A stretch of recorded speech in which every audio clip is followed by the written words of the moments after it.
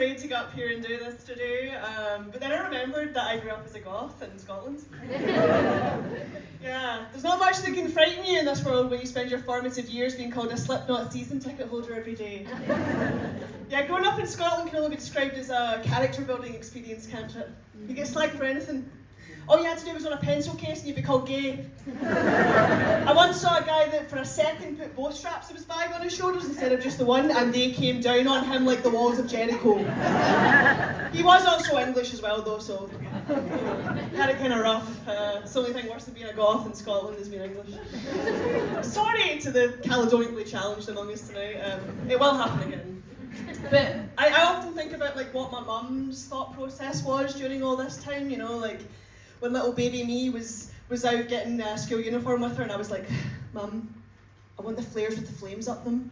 No, Mum, you don't get it, they represent the dichotomy of my soul. And she was like, oh, my daughter's getting stabbed. But yeah, I'd like to give a shout out to my teachers that told me I wouldn't amount to anything. I also had teachers that did believe in me, but that doesn't really fit my narrative right now, so. But yeah, I didn't get on with a lot of people in school in Scotland as a wee Goth, as you can imagine. For my yearbook, my peers voted me most likely to go to jail.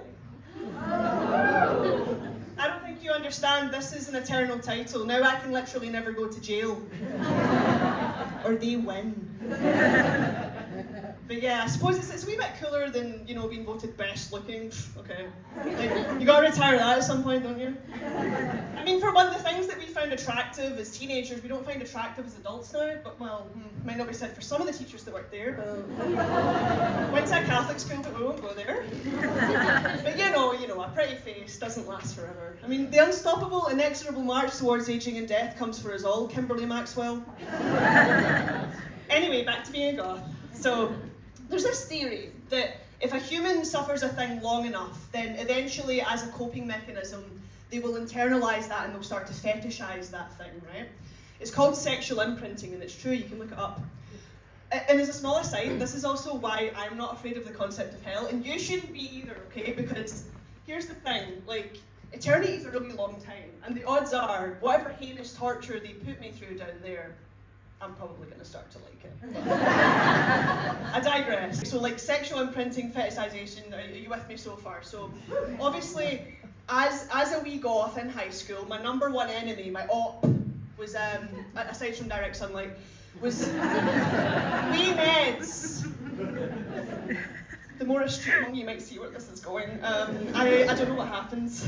Neds are a Goth's natural predator, and here I am wanting to shag them suddenly. I don't know if it was the like individually gelled fringe hair they had during the days, or like the, which is great for some reason, or the bear gosh with the socks tucked into the trackies and threats on my life, or maybe it was the poetry of it all. You know, it's quite Shakespearean, isn't it? Like, it's like a modern day Romeo and Juliet, like a Goth and a Ned, two households, both alike in dignity, and fair canvas languidly are seen.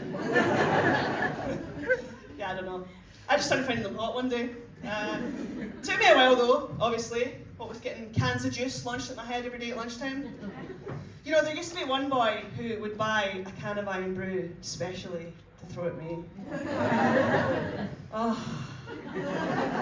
First time a man spent money on me as well. And for pure love of the game as well, you just don't get haters like that anymore, do you? Nah, what we had was special. I wonder if you know I still think about you.